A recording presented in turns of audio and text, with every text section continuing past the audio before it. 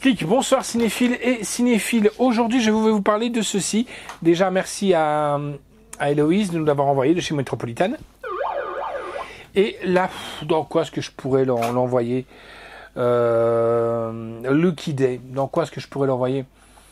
Dans un bar où les gens ils dansent un petit peu d'une façon un peu spéciale. Lucky Day, franchement, une très très bonne surprise.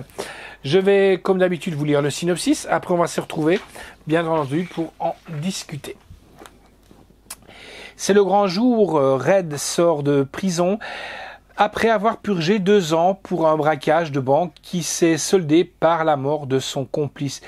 Il retrouve sa femme, Chloé, qui l'a attendu tout en élevant seule leur fille, Béatrice. Le même jour, Luc, le frère de son ancien complice, tueur à gages et psychopathe notoire, débarque assoiffé de vengeance et avec la ferme intention de l'éliminer. Et ben nous, on va aller voir ce qui se passe dans la ville.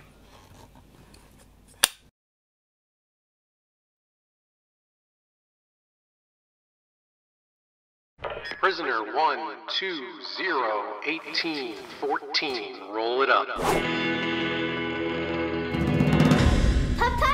Bumblebee, look how big you are!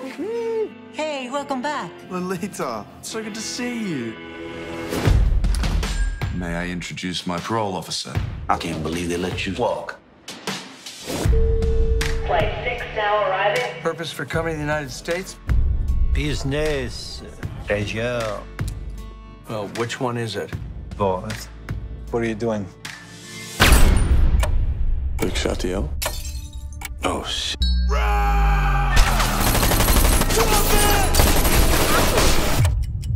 Why is that man trying to kill us? His brother's the one who died during the investment bank job I just did time for.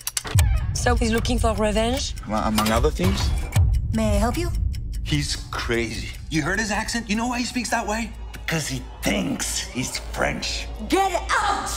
And what if I don't? En garde.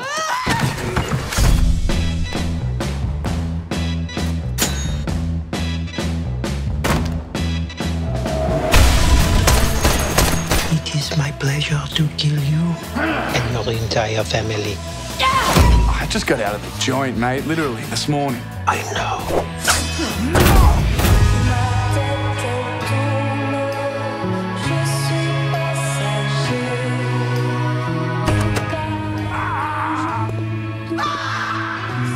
Unit 666 requesting backup.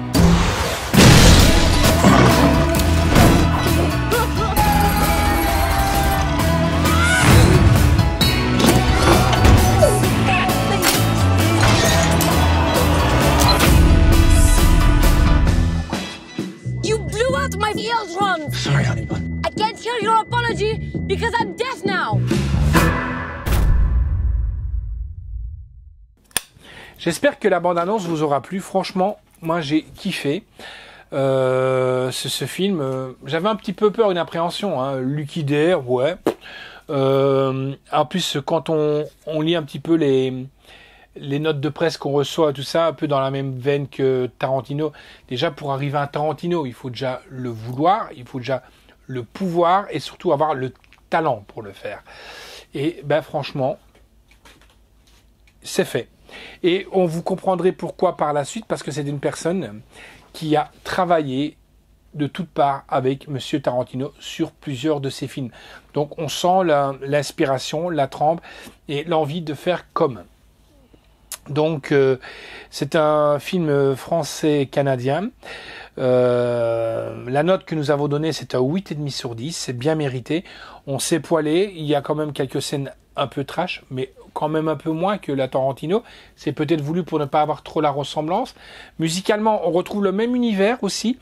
Même visuellement, on retrouve aussi les mêmes univers. On sent vraiment bien que toutes les aspirations viennent aussi de là-bas, quoi. C'est un film banal, prévisible, c'est certes, et peut-être trop violent, mais en même temps, il est très divertissant. C'est ce que je vous dis, si vous voulez bien vous marrer en coup, ben voilà. Et il permet de se relaxer efficacement. Une bonne détente, c'est un style que j'aime vraiment très bien. Alors, la réalisation est de Roger Avary et le scénario de Roger Avary, donc qui a travaillé sur Reservoir Dogs, Pulp Fiction, Once Upon a Time in Hollywood, pratiquement tous les films de Tarantino. Donc je vous conseille d'aller voir un peu sa filmographie. Produit par Don Carmody et Samuel Hadida. Avec donc Luc Bracey, Nina Dabrov, Crispin Glover. Alors lui, putain, mais qu'est-ce qu'il a, la gueule du psychopathe, c'est l'assassin, c'est le meurtrier, mais franchement, il a la tête de l'emploi. Il a vraiment la tête de l'emploi. Et là, Ryan Quinn, Clay Bennett, Clifton Colling Jr. Il y a même un petit passage de Mark Dacascos que vous allez voir, que vous verrez dans le film. Je vous dis pas ce qui se passe avec lui, mais ça fait du bien de le revoir quand même. Hein. Musique est de Thomas Di Dandy, avec bien entendu aussi quelques extraits de Rhythm and Blues, de Soul là-dedans. La photographie est de Brandon Stacy. Le montage est de Sylvie Landra. Décor est de Aidan Leroux. Costume est de Brenda Schenker. Effet visuel est de Mark Steven. Durée du film 1h39, sincèrement, c'est largement suffisant. Dans l'esprit du film, c'est vraiment ce qu'il faut quand il faut.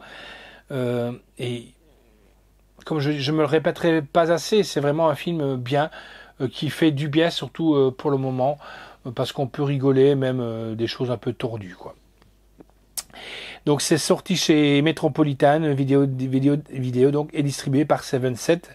C'est sorti le 5 décembre 2020, date de sortie en salle le 18 septembre 2019. Je ne crois pas que c'est passé par chez nous, sinon ça m'aurait dit quelque chose, mais là pas du tout.